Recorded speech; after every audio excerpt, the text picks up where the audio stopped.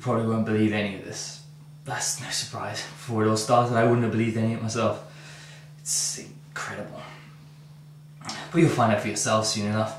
That is, unless someone finds a way to kill it. I don't know what I can say to convince you it's all the truth, but I assure you I did it all.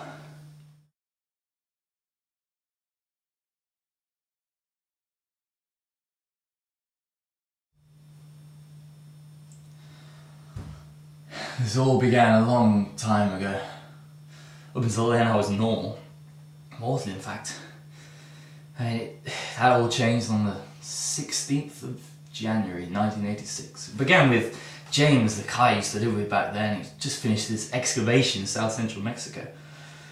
He couldn't bring it back with him, of course. He wouldn't have been able to get it past authorities or customs or whatever. He just mailed it to our house. And he didn't even tell me what he mailed, except that it was like nothing else. I mean, I signed for it that day. He was lectures or something like that. I can't remember much of what he was doing back then. I can't remember much about him now.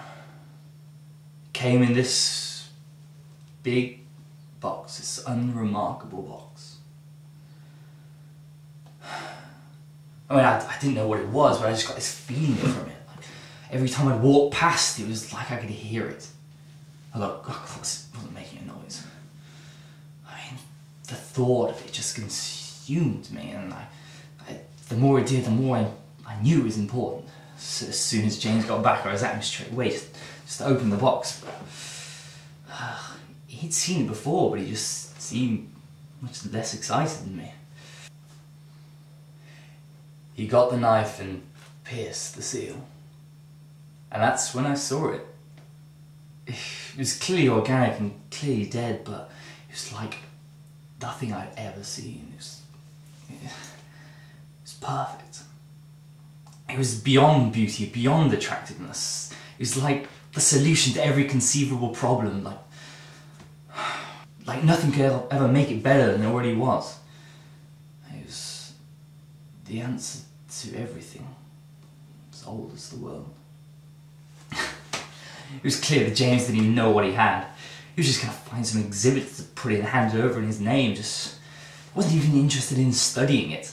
Just some quick cash and acclaim for his wonderful find. That's when I knew what I had to do. I mean, it was meant for me, right? I was connected to it. I knew what to do with it, because it had explained it all to me. And it told me what to do with James as well. It wasn't the easiest of assignments.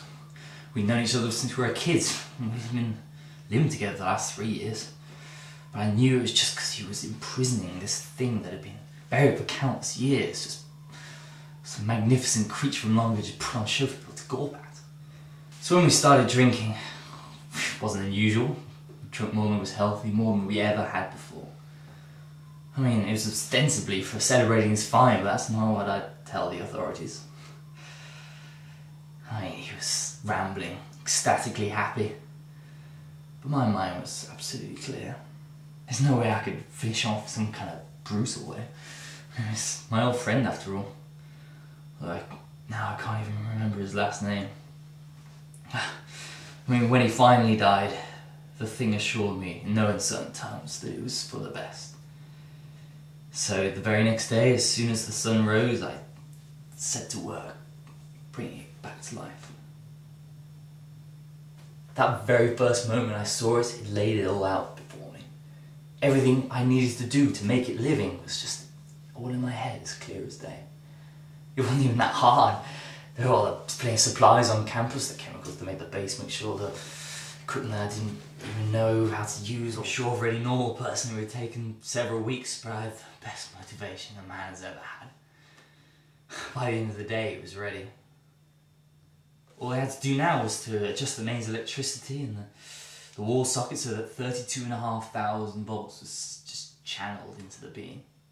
And then when I'd done that, I turned it on and brought it back to life.